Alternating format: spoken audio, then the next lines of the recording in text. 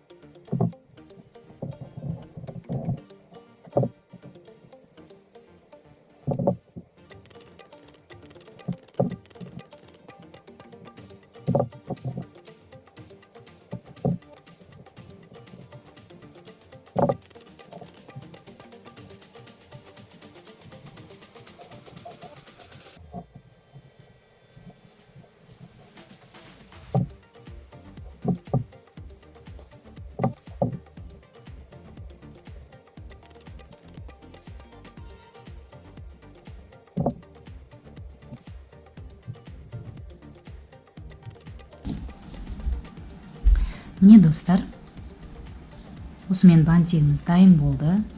Өте әдемі, ерекше болып көрінеді. Егер де менің жасаған бантигім сіздерге ұнаса, менің каналыма тіркелуді ұмытпаңыздар. Лайк басып, пікір қалдыра кетіңіздер.